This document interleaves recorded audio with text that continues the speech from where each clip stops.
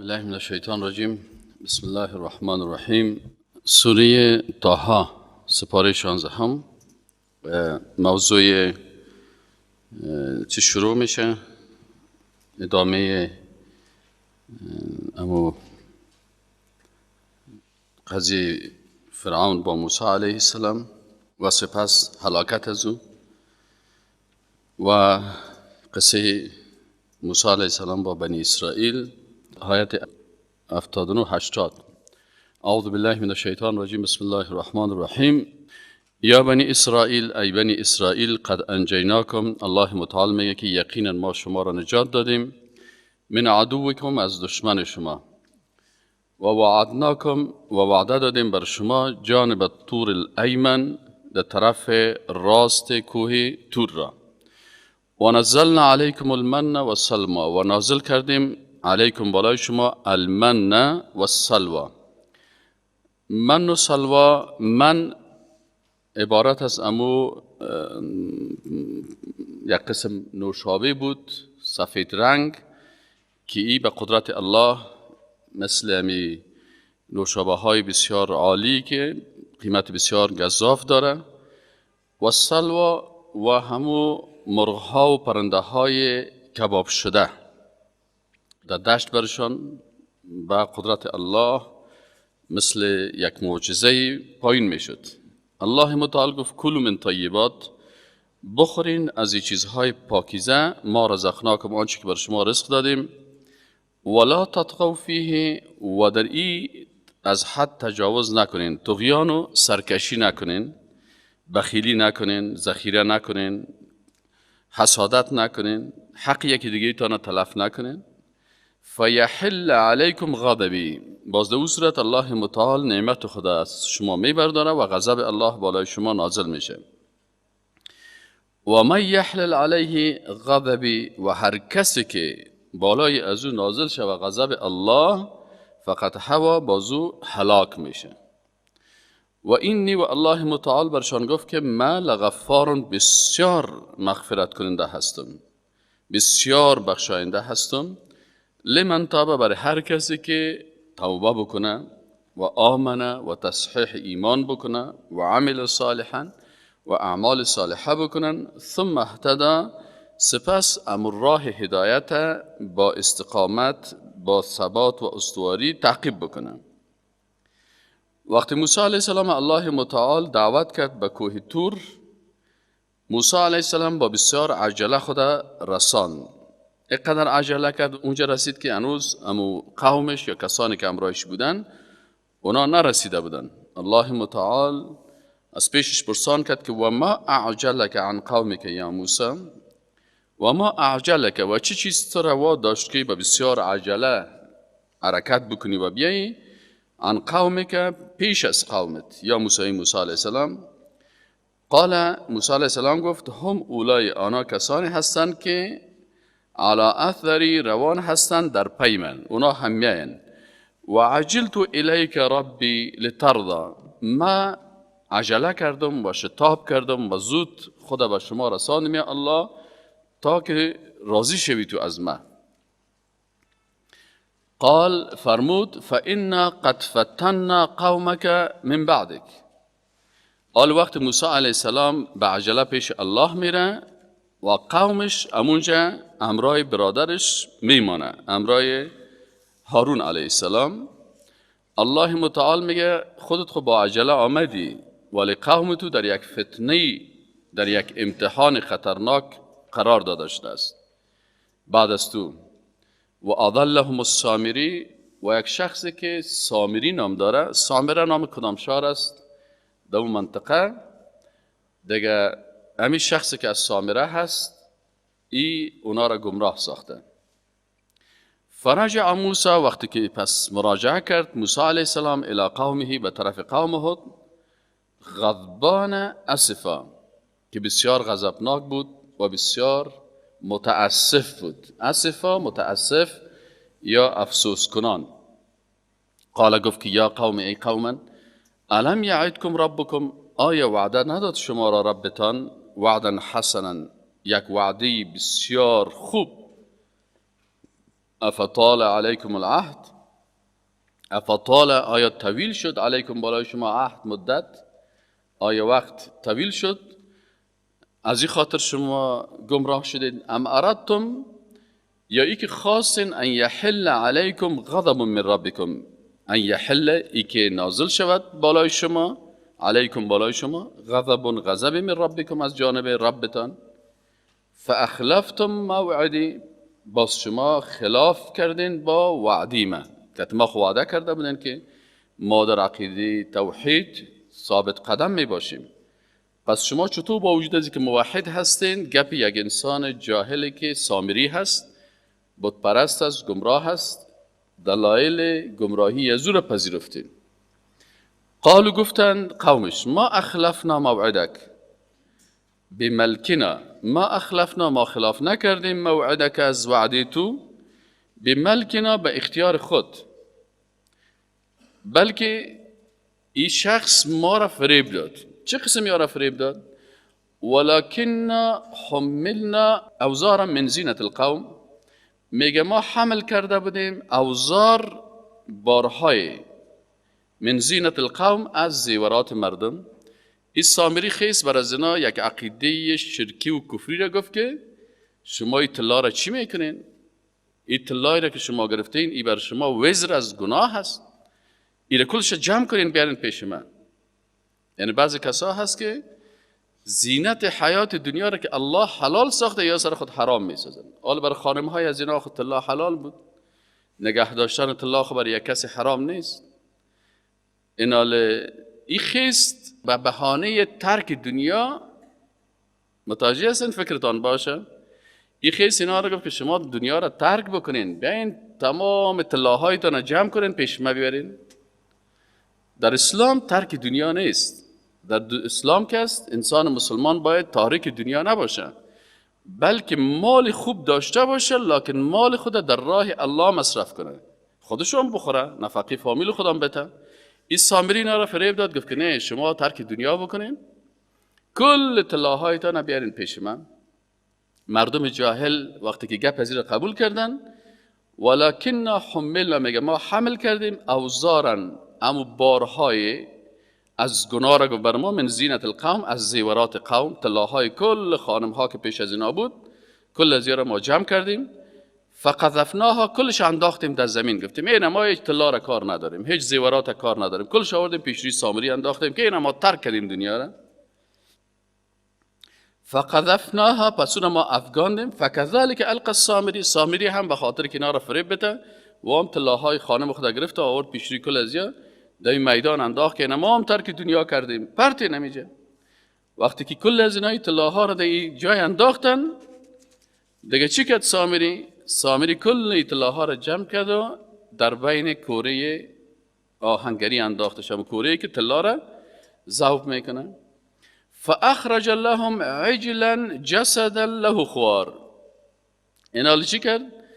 این سامری از مجموع طلاهای از این که بعضی اوقات که انسان دین درست نمیفهمه افراط و تفریط میکنه، ایواز از این که این هدایت شوه به شرک و به کفر داخل میشه. مرحله اول برای گفت که ترک دنیا بکنین. مرحله دوم برشان چی گفت؟ گفت که آل سامری رفت و خارج کرد از اینمی، کشید از اینمی کوره، از طلاهای خود از این مردم چی ساخت؟ عجل، یک گوساله ساخت. این گوساله را که ساخت، این چالاک بود، دبین از این بعض سوراخ‌های را ایجاد کرده بود، له خوار، که این امو صدای باد که داخل میشد از دان از یک قسمت صداگکا از داخل از این مبرامد، له خوار، صداهای مبرامد خورخورک میکرد. مثل بعضی اوقات شما بعضی همین چرخاکا و تراش تو دیده باشین وقتی کوره یک هوا داخل میشه باز یک صداگک میکشه، این همون یک چیز جور کرد که این همون یک صداگک بکشه. برازی آمد گفت که اینی گوساله هست و عقیده حلول سامری ایجاد کرد. حلول چی را میگه؟ گفت العیاذ بالله، العیاذ بالله، خالق متعال در داخل از این گوساله داخل شده، این معبود شما هست. این گوساله پرستا که گوساله را پرستش میکنن، چرا پرستش میکنن؟ اینا به عقیده حلول باور دارن. عقیده حلول چی است؟ که العیاذ بالله خالق متعال داخل از چی شد؟ العیاذ بالله روح به الله نسبت میتن و میگن که روح خود الله متعال در گوساله داخل کرد، در حال که روح مخلوق است و این گوساله چیز است. این که خرخرک میکرد گفتی صدا کست، این گفتی معبود شما هست. نصرانی ها چرا عیسی مسیح پرستش میکنن؟ عقیده حلول دارن. میگن عیسی علیه السلام درست است که از بیبی مریم چیز شده، تولد شده، لکن میگه روح القدس دی داخل شده، مثل یک گنجشک واره بود در داخل ازی داخل شد، پسی از ناسوت برآمد لاهوت شد. نصرانی ها عقیده ناسوت و لاهوت دارن. کلمه ناسوت از ناس گرفته شده، میگه اصلا ناس بود، انسان بود، وقتی که العیاذ بالله الله در قلب ازی در آمد، ای به لاهوت اله مبدل شد. فهمیدین یا نه؟ نصرانی ها ناسوت و لاهوت میگن. متاسفانه بعضی از مسلمان ها هم به این عقیده چی هستن؟ و بعضی از اشخاصی که رکوع و سجده میکنن باز میگه در قلب ازی الله داخل شده، ما به خود ازی سجده نمیکنم چون در قلب ازی الله داخل شده، از این خاطر ما به این سجده میکنم و این کفر است. پس سامری هم امی گپا گفت بر از اینا که در داخل اینمی گوساله چی داخل شده؟ العیاذ بالله خالق متعال داخل شده و این گوساله چی است؟ بس برشان گفت که هذا الهکم، اینی گوساله معبود شما هست. و اله موسی برشان گفت اونمو اله معبودی که معبود موسی علیه السلام بود فریب میته، ایدمی گوساله داخل شده. این مردم چون بیسواد احمق و گپهای پیغمبر درست گوش نگرفتن، در مجلس پیغمبر میشیشتن، گاهی فاجعه میکشیدن، گاهی خوشان میبرد، توحید از پیشان خطا میخورد. این باز اینجا یا گپای ازی را قبول کردن، گفتن اینمی گوساله که است اله شما هست و اله معبود موسی هم است. فنسیه، پس او فراموش کرد. این عذر خدا کی گفت؟ بنی اسرائیل گفت. افلا یرون الله یرجع الیهم قولا، گفت آیا یا نمیبینن که اینمی بود که است؟ آل موسی علیه السلام میگه، الله متعال میگه که اگر یا عقل میداشت همه قدر خود میفهمیدن که وقت این گوساله خدای ما شد، آیا گپ ما را جواب گفته میتونه؟ آیا گپ ما را میشنوه؟ آیا بر ما چیزی کار کرده میتونه؟ چطور ما میتونیم که طلاهای خدا بگیریم از پیش از یک دانه گوساله بسازیم و او را پرستش بکنیم؟ افلا یرون، آیا اینا نمیبینن، چشم ندارن، عقل ندارن، از بصارت و بصیرت خود استفاده نمیکنن؟ بصارت حس باصره هست که انسان با چشم خود میبینه و بصیرت چشم قلب است که انسان با نظر قلب یک چیز را درست با تفکر و تدبر میبینه. میگه افلا یرون الله یرجع الیهم قولا، که اینمی گوساله نمیتونه سخن از اینا را تا چی کنه؟ رد بکنه، جوابشان گفته نمیتونه. ولا یملک لهم ضر ولا نفع، نه برشان ضرر رسانده میتونه نه منفعت رسانده میتونه. ولقد قال لهم هارون من قبل، میگه یقینا که گفت برشان هارون علیه السلام من قبل، یا قوم انما فتنتم، ای شما و قوم شما در فتنه افتادین. این گوساله العیاذ بالله معبود شده نمیتونه. الله متعال ذاتش با عظمت در مخلوق حلول یا دخول نمیکنه. حلول چی مانند؟ داخل شدن، در مخلوق داخل شوه، این کار نمیکنه. یک فتنه هست، یک امتحان است. شما به این امتحان شدین، این خود مخلوقتان است، این خود گوساله است، شما به دست خود ساختین. و این ربکم، رب شما الرحمن، الله هست که ذات رحمان است. فاتبعونی، پس متابعت از ما بکنین، و اطیعوا امری، و از امر ما اطاعت بکنین. قالوا، اینا گفتن لن نبرح علیه عاکفین حتی یرجع الینا موسی. اینا در جواب هارون علیه السلام گفتن که نه، ما لن نبرح، همین کلمات عربی ما زال و ما برح و ما فتح کلش به معنای چی است؟ ادامه دادن یک کار است. لن نبرح یعنی همیشه ما در اینمی کار خود ادامه میتیم، همیشه ما بالای اینمی بت، پیش همین بت میریم و عبادت میکنیم. عاکفین در حالی که ما پیش همین بت خود مثل که انسان در اعتکاف میباشن، ما پیش از این در اعتکاف و در عبادت میباشیم. حتی یرجع الینا موسی، بان که موسی علیه السلام بیاید باز ما گپ میزنیم. حالا فعلا تو هارون برای ما چیز نگفت. قال موسی علیه السلام برش گفت که یا هارون، او برادر من هارون، ما منعک اذ رأیتهم ضلوا، چی مانع شد وقتی که تو اونا را دیدی که گمراه شدن؟ چرا دعوت نکردی؟ چرا نهی از منکر نکردی و امر بالمعروف نکردی؟ شما برشان میگفتین که گوساله زشت است، این مخلوق است، این نفع و ضرر به کس رسانده نمیتونه، اینا را با دلایل قناعت میدادی، چرا این کار نکردی؟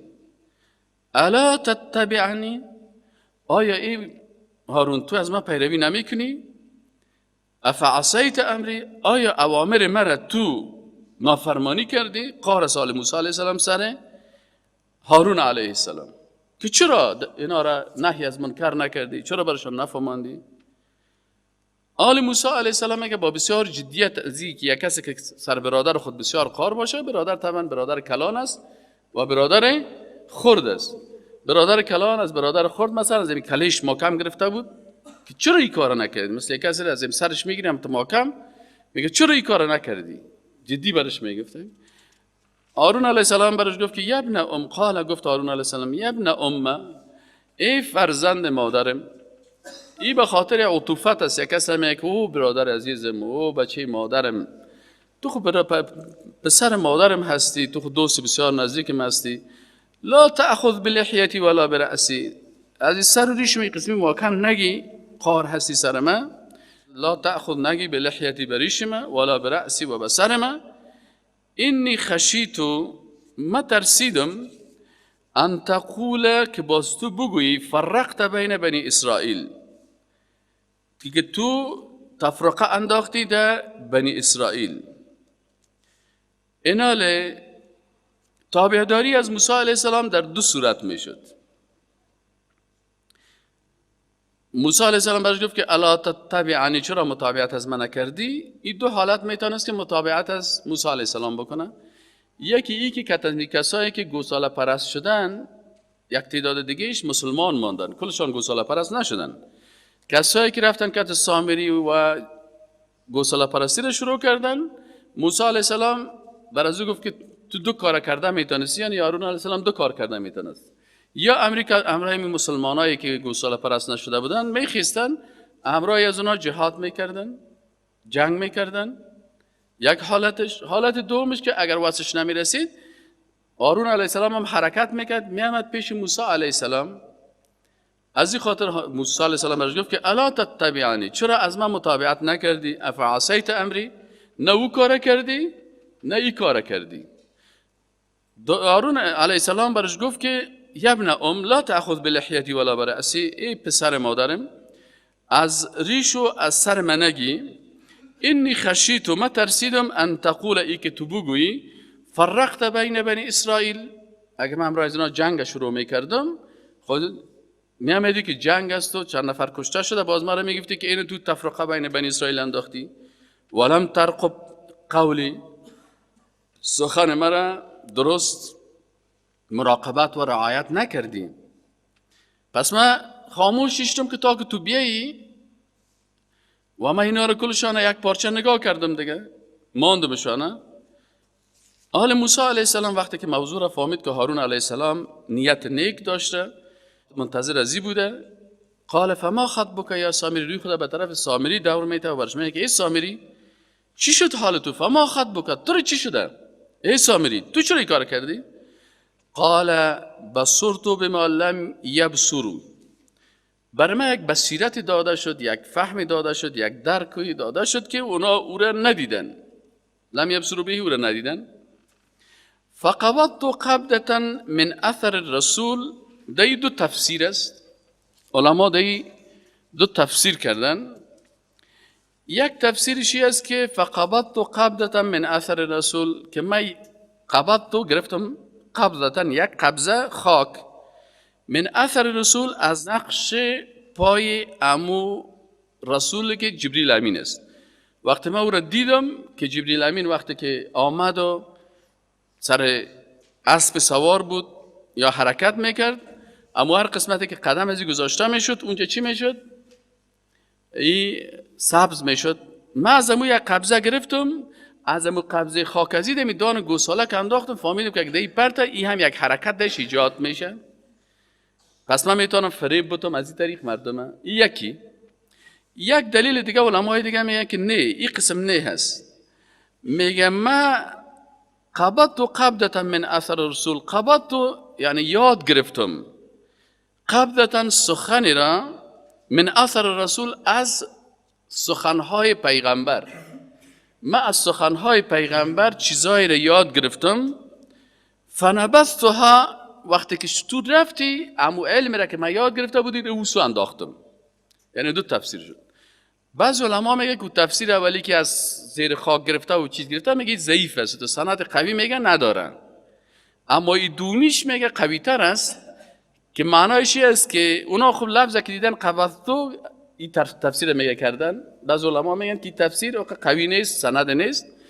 قویش است که من یاد گرفتم اینجا. قبضتو قبضتا یعنی تعلمت علما، یاد گرفتم علم را از آثار پیغمبر، چیزی را که پیغمبر تعلیم داده بود، تو تعلیم داده بودی، من از او یاد گرفتم.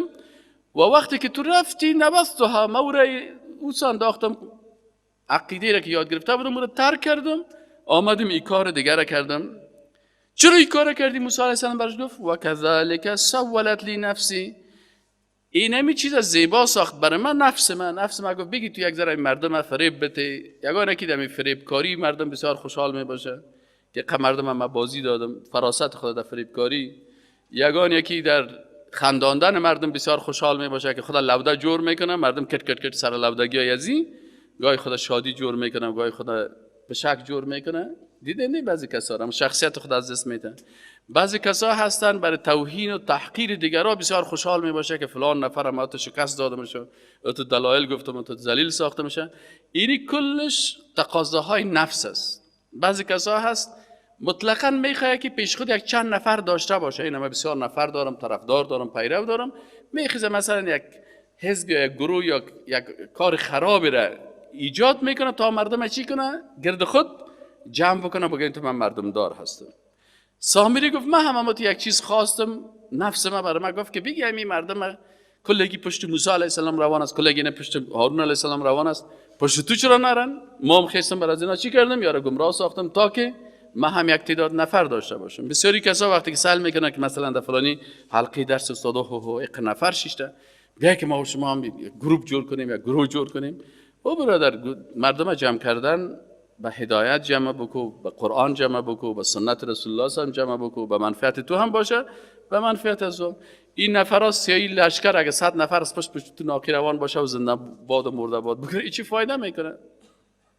بعضی کسا هست وقتی که ما در بعضی از مسائل گپ میزنه باز یک کسی میگه استاد والا فلانی مردم خودت بسیار زیاد دوز داشت، خب وقتی سر فلانی موضوع سر فلانی شخص انتقاد کردی باز مردم گفتن نه ولی خوش نداریم. من گفتم خوب است که مردم خوش نداشته باشه.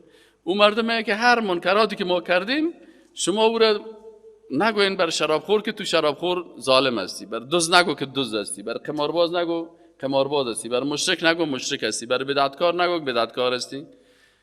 باز کلگی از پیش تو خوش می باشه و تعداد نفرای تو زیاد می باشه. تعداد نفرها زیاد شدن به درد نمیخوره وقتی که عقیده انسان غلط باشه.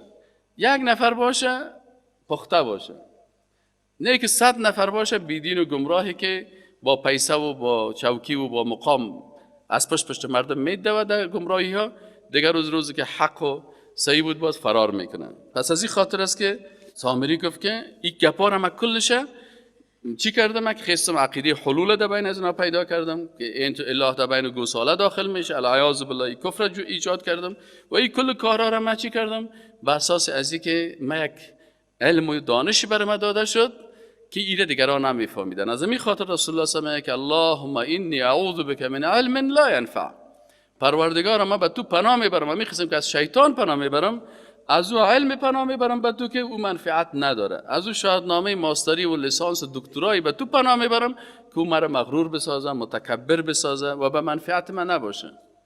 متوجه هستین؟ قال فاذهب فإن لك في الحیات. آل موسی علیه السلام موقفش چی هست؟ بعضی کسای دیگه یک قاعده دیگه اینجا بیان میکنن. بعضی از مردم ها تو عادت دارن که میخوان که کلگی سازش بکنن، والا ما که در مجلس مشرکین هم استفاده میکنم، خوشم میاد که وام کت ما دوست باشه. در بدعت هم اشتراک میکنم به خاطر اونا هم دوست ما باشه. در مجالس رقص هم یک چند دقیقه اشتراک میکنم باش که اونا دوستای من خفه نشه. الله متعال میگه که این پیغمبرای این قسم عادت نداشتن. اونا وقتی که میفهمن که یک انسان بدعتکار است، یک انسان مردم در شرک مبتلا میکنه، باز از او بیخی دوری میکنه، ترکش میکنه. آره میگه موسی علیه السلام برش گفت، قال گفت برش فذهب برو ای سامری فإن لك في الحیات ان تقول لا مساس، زندگی تو تو سزاوار است که تو بر مردم بگی که چرا امرای ما دوستی نمیکنین. یعنی موسی علیه السلام سامری را کاملا از مجلس خود کشید و برای اصحاب خود گفت کسایی که پیرو ما هست دیگه کت سامری یک لحظه هم نشینه. چرا وقتی که یک نفر کت بدعتکار شیشت شما دوستی همراه بدعتکارا و مبتدعین میکنین، او اونمو بدعتهای خود به شکل از اشکال در ذهن تو ترزیق میکنه. بعضی کسا هست میگه والا من میرم در مجلس دموکراتا میشینم، خوب یک ساعت بر از اونا مثلا باز ما هم دموکراسی و گپاره یگان ذره ما تشریح میکنم یگان ذره او. اسلام میگه نه این قسم نیست. وقتی تو در مجلس از اونا رفتی شیشتی، این گپهای کثیف و چتل تو است، با بدان کم نشین که بد مانی. یک شاعر مسلمان میگه با بدان کم نشین که بد مانی، خوب پذیر است نفس انسانی. وقتی که امرای قمارباز شیشتی یک چند روز تو باش معمول لدوگک شانه سعی کنم دیگر روز خود تام خوشت میاد بی خود تام قمارباز شدی. اگه کت مردم های رقاصه بیشینی ساز و رقص و موسیقی است، نفس از دیگه خوب پذیر است، نفس انسانی نفس را کش میکنه. دیگر روز بی که خودت هم چی شدی؟ خواندن شروع کردی سر به خود. اگر امرای مردم های بیدین و اندیشه های غلط فلسفه های الحادی شیشتی، دیگر رو سعی کنی که امی اندیشه ها در کل تو هم داخل شدن. بعضی جوان ها رو ببینی وقتی که از دیگر ها میشیره که ازشان تقلید میکنه، بازو هم میخیزه که این مسلمان افراطی هست، این مسلمان اکستریمیست هست، این مسلمان فاندامنتالیست هست. برش بگی امی گپای کفری رو چرا میگی؟ تو میفهمی معنیش چی است؟ نه کلمات انگلیسی است و برادر، کلمه انگلیسی از عقیده کفری ایجاد میشه. در قرآن میگه فضل الله المجاهدین علی القاعدین. الله متعال برای مجاهد فضیلت داده نسبت به کی؟ نسبت به قاعد. الله میگه او فضیلت داره نسبت به تو، این میگه که نه این تروریست است. خب تو فضیلت از او را حذف کردی، او را خوب هم نگفتی، حتی آدم عادی هم نگفتی، تو میگی که بیخی تروریست است، قاتل است، انسان زشت است. پس اینال او که عقیده را داره که مسلمان افراطی میگه دیش داشته باشی، عوضی که توی این مسلمان که ریش داره ایره با محبت بگیری که الحمدلله ماشاءالله چهرهت مثل چهره رسول الله صلی الله علیه و سلم است، تو باز میخیز برای میگه تو افراطی هستی. چی معنی افراطی؟ یعنی تو که آدم نرمال نیستی، تو در دینت افراط و تجاوز میکنی. افراط نصرانی‌ها کردن که عیسی علیه السلام گفتن خدا هست. افراط خود سامری کرد که الله را آورد گفتی در شکم گوساله داخل شد العیاذ بالله. اینی در عقیده افراطی میگن. یهود افراط کردن، مسلمان بیچاره در یک ریش گذاشتن افراط میکنن. متوجه هستین؟ پس این اصطلاحات خطرناکی که اونا استعمال میکنن به شکل است. از این خاطر موسی علیه السلام سامری که بدعتکار بود، مردم عقیدهش خراب میکرد، از پیش از این چی کرد؟ این بیخی گفت او طرف برو، گم شو از اینجا. این دور کرد و گفت که فإن لك فی الحیات ای سامری، بر تو در زندگی چی هست؟ ان تقول لا مساس، که تو بر مردم میگی که لا مساس. چرا او مردم امرای ما دست نمیتین؟ چرا امرای ما دوستی نمیکنین؟ چرا امرای ما نمینشینین؟ و ان لك موعدا لن تخلفه، ان شاء الله برای تو یک وعده از عذاب است. این عذاب دنیایی است که هیچ مسلمان کت تو در مجلس در دسترخوان و در خانه تو نمیشینن. و وعده دیگه تو چی هست که ان شاء الله تعالی تو یک عذابی را برات وعده داده شده که لن تخلفه، که با او مخالفت کردن نمیشه و او عذاب دوزخ است. حالا برش موسی علیه السلام میگه این کسی را که تو الهت فکر میکنی، این بت یا این مجسمه، این گوساله را که تو ساختی، این تو که الهت فکر میکنی، ببین که چقدر در مقابل من توانایی داره. موسی علیه السلام خوب اما تو قوی بود، خوب نیرومند بود، اما تو نیرومند بود که نفر کتم یک سیلی زد او طرف افتاد. این رفت امی آجیل همی گوساله کتی ازیره کتمی کتگیش دیگه با همی کتگی ازیره همی گوساله ازیره هم توچت. موسی علیه السلام گفت سعی که حالا گوساله تره وانظر الهک سلکو به طرف از گوساله که معبودت میگی، الذی ظلت علیه عاکفا، که تو همیشه بالای ازو چی بودی؟ اعتکاف میکردی و گرد گرد ازو عبادت میکردی. لنحرقنه، گفت ما ایره بردش بین آتشی را انداختم این گوساله از این سامری را و ایره حریق کرد. ثم لننسفنه، نصف چی را میگه؟ عبوة ناصفه در زبان عربی بمب دستی که تو توتا میشه، منفجر میشه. ثم لننسفنه، گفت باز بعد از این ما بر تو هم منفجرش میکنیم، توتش میکنیم، پاره پارهش میکنیم. همین گوساله رو گرفت بین آتش انداخت، اما تو سیخ گرفت کلیش فلاش، اما تو تکت کرد، اما تو توتش انداخت تا که مردم یقین بکنن که چی کده میتونه. او خب کسایی که بت پرست هستن، کسایی که قبر پرست هستن، کسایی که انسان پرست هستن، کسایی که بت پرست هستن، باز تو را میگه که اگر سونازی بد سیل کنی سون بت ما، باز تو را تکت میکنه،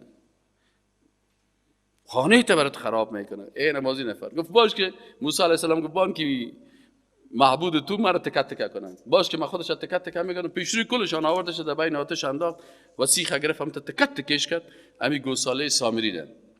بعد از چی کردش؟ بعد از انداختش هم توته های. ثم لننسفنه فی الیم، در دریا توتش کرد و در دریا انداختش، نصف پراگنده انداختش در توته هاش هم او برد و خلاص شد که دیگه مردم میچنن. چی که کرده تانست؟ انما آل موسی علیه السلام وقتی که نهی از منکر کرد، منکر از بین برد. الله رسول الله صلی میگه من رأى منکم منکرا فلیغیره بیده. از ایمان 100% اگه داری، منکر که دیدی با دست تو رو چی کن؟ از بین ببرشه، نابودش بکن. فإن لم تستطع فبلسانه، اگه باز دست زور نداشتی مثل موسی علیه السلام واره، فبلسانه، به زبان خود مردم عقیده توحید بفهمن. فإن لم يستطع فبقلبه، باز اگه نتونستی با زبانم گفته به قلبت بگو و ذلک اضعف الایمان، این ضعیفترین درجه ایمان است. اینجا بعد از اینکه موسی علیه السلام منکر با دست خود از بین برد و به مردم نشان داد که این مجسمه هیچ چیز کرده نمیتونه، آمد برای مردم پس از سر دعوت شروع میکنه، برشان گفت که انما الهکم، یقینا که معبود شما الله هست، الله هست، الذی، او ذاتی که لا اله نیست هیچ موجوده به حقی که مستحق باشه که ذاتش عبادت شود و شریعت و قانونش تطبیق شود الا هو، بغیر از او. فقط الله هست که مستحق است که ذاتش عبادت شود و شریعتش اطاعت شود.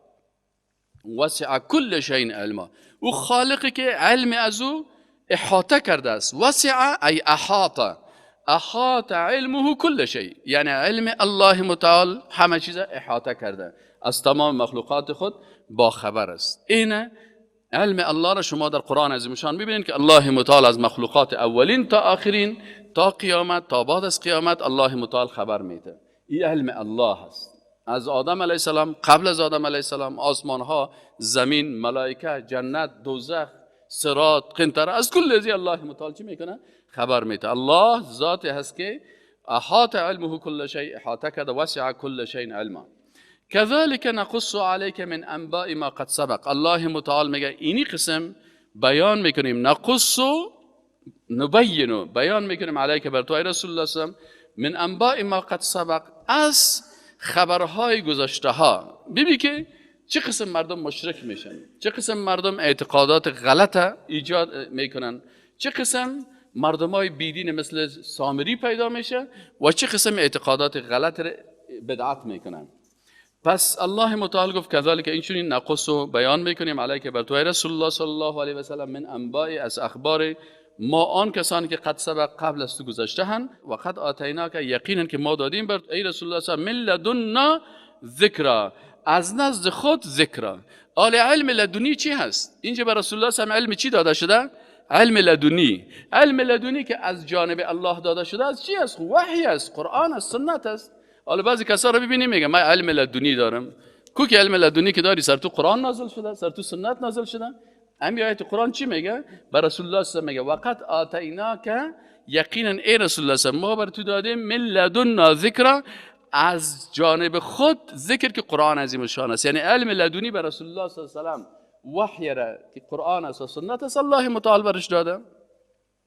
من اعرض عنه، هر کسی که از اینمی قرآن عظیم شان اعراض میکنه، فانه یحمل یوم القیامت وزرا، باز این شخص حمل میکند یوم القیامتی در روز قیامت وزرا یک بار بزرگی از گناه را. وزر گناه را میگه، بار بزرگی از گناه.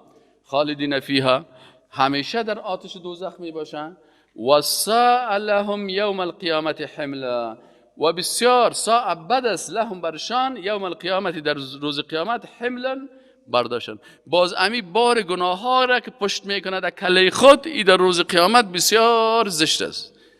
گناه هایی که انسان باشه میگه مثل بار وارد می شانه از می هست، بسیار سرش سختی میکنه. یوم ینفخ فی الصور، روز قیامت روزی هست که نفخ میشه، پف میشه فی الصور، در صور. و نحشر المجرمین، و الله متعال میگه ما جمع میکنیم مجرمان یومئذ، در این روز زرقا، ات رنگایشان تغییر شده که از ترس چهره هایشان سیاه میزنه و چشمایشان هم تو سوز میشه، هم تو چراغ وارد. زرق چی رو میگه؟ ازرق. رنگ چی رو میگه؟ هم تو شوبینی، تو شوبین وارد، هم تو چشمایشان یگان دفعه پشکه که در چیز میبینی، در شبکه میبینی، هم تو چشمایش زرقا میشه. میگه همین کافرا کس در روز قیامت چشمایشان چی وارد میباشه؟ چشمای پشکه که شو ببینی، هم تو زرقا. الله عز وجل قرآن از میشن تو دقیقه میگه پاره می کلی آدم خلاص میکنه. کلام الله معجزه است والله. یتخافتون بینهم، بازیا چی میکنن؟ باز همی چشم پشکا، همی کافرای بیدین در روز قیامت که چشمایشان زرق است، بازیا آهسته چی میکنن؟ در بین یکی دیگه خود میگن یتخافتون، آهسته میگن بینهم در میانشان، این لبثتم الا عشرا، ما خود در دنیا یک 10 روزک بودیم، این روز قیامت چقدر کلان است یا الهی. 50,000 سال در آیت قرآن میگه که روز قیامت چند روز است؟ فی یوم کان مقداره 50,000 سنه، یا 50,000 سال روی سیاه می باشن و چشمایشان شوبینی مثل چشمای پشکواره که در شو دیده میشه. یکی دیگه خدا باز تو پتک میگه که ما و شما در دنیا والا 10 روزک بودیم، به 10 روز دنیا ما و شما زدیم، غلامی امریکایی را کردیم، غلامی روس کردیم، کفر قبول کردیم، مسلمان ها را اذیت کردیم، قرآن رد کردیم، سنت رد کردیم، ضد پیغمبر خیستیم، ضد قرآن خیستیم. صحیح؟ پس پسک میکنن. یتخافتون یعنی پت گپ میزنن که ما شما از 10 روزم زدن. نحن الله متعال میگه که ما با عظمت خود عالم و بسیار میدانیم، بما یقولون، به آن چی میگن. اذ یقول امثالهم، باز یکی در بین از یک تا کلانکار عالمشان از بازو چی میگن؟ امثالهم یعنی خوب عقلمند از بین از این بیدینا. امثالهم طریقتا که او باز در رای خود دیگه بسیار رای از او را زیاد قبول میکنن. فلانی خوب چی ماست؟ سخنگوی ماست، سخنگویشان، یا امو مشرشان، یا امو بزرگشان. بازیشان چی میگه؟ الا بستم الا یوما، میگه 10 روز چی زندگی کردیم. این 50,000 سال قیامت که در مقابل از این دنیا را که حساب کنیم، 1 روزک ما شما در دنیا بودیم. ما به خاطر 1 روز خود تباه کردیم، یعنی کل زندگی 80-90 سالی دنیا. و یسالونک، و سوال میکنن از سوی رسول الله صلی الله علیه و سلم عن الجبال، از کوها. خیلی کوها چطور میشه با این قوتش؟ فقل برشان بگو که رسول الله صلی الله علیه و سلم ینصفها ربی نصفا. ما پیشتر براتون گفتم که عبوت ناصفه، عبوه هم تو ظرفک میگن، ناصفه که توتا میشه. اینجا گفت که پارچش میسازه الله ربی رب من نصفا، اما تو پراگنده و توتا. فیذرها، باز در روز قیامت وقتی که کوها پارچه شد، و تکون الجبال کالعهن المنفوش، دیگه آیت قرآن که میگه، باز میگه الله متعال میگذاره زمین، فیذرها، میگذاره زمین را قاعا، یک میدان هموار، صفصفا، میدانی که صف چی رو میگه؟ میدانی که هم تو هموار باشه که نه کو داره و نه سنگ داره نه هیچ. از همینجا که سهل میکنه اون تا آخر منطقه کلش هم مردم قطار استاده، لا ترى فیها، نمیبینی دمی زمین عوجا کدام کجیره، ولا امتا و نه هم ارتفاع، زمین هم تو هموار میشه. یومئذ، اینی روزی که خطرناک است، یومئذ یتبعون الداعیه، باز در این روز قیامت بازیا متابعت میکنن از امو داعی که نمیگن امو دعوت کننده حق، لا عوج له، باز کسی دیگه او وقت به دعوت از او دیگه کجی نیست، کلگی دیگه باز میره میگه صاحب ما قبول داریم، هر چی که میگن شما گپ صحیح است. و خشعت الاصوات للرحمن، صداها از ترس الله چی میشن؟ پست میشن. کلی بس خوصه درست قبول داریم صاحب. اگه ما یک روز صاحب وقت بیتیم باز دیگه بسیار خوب مردم میشیم صاحب.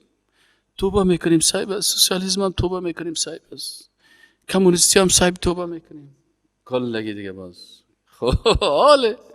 حاله که دیدین صدها چراغ دارد و بیراه می رود، بگذار تا که افتد و بیند سزای خویش. باز آل که اینجا شد با صدایکاشان پس میشه.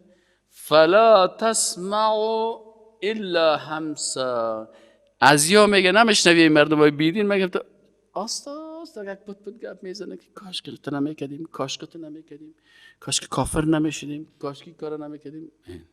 یومئذ روز قیامت الله متعال میگه لا تنفع الشفاعه، باز شفاعت اونجا به درد کس نمیخوره الا من اذن له الرحمن، مگر کسی را که الله بر از او اجازه بده. نه ملائکه خود شور داده میتونه، نه پیغمبر، نه ولی، بغیر از که الله بر از او پیغمبر اجازه بده که حال تو بخیش گپ بزن و شفاعت بکن. و رضی له قولا، از این چی گرفته میشه؟ دو درس اعتقادی در شفاعت است. مثلا آیا در روز قیامت شفاعت هست یا نیست؟ هم هست هم نیست. فهمید یعنی جوابشه؟ آیا در روز قیامت شفاعت هست یا نیست؟ در جوابش چی میگیم؟ هم هست هم نیست. خیلی سوال میکنیم برای کی هست برای کی نیست؟ برای کسی نیست که الله از اون ناراض باشه. الله از کی ناراض است؟ در قرآن میگه از کافر ناراض هستم. کسی که کتمه چیزی را شریک میسازه در ذات من ناراض هستم. در صفات من شریک میسازه کسی را، میگه مثلا اینی شخص قیوم است. آیا در قیامت شفاعت هست یا نیست؟ درس اعتقادی. شفاعت هست و نیست. شفاعت بر کسای هست که الله از اونا راضی باشه. دلیلتان و رضی له قولا، و راضی شود الله له که بر از اون نفر گفته شود سخن. الله از کی راضی هست؟ الله از کسی راضی هست که به وجود الله ایمان داشته باشه، مستحق شفاعت است.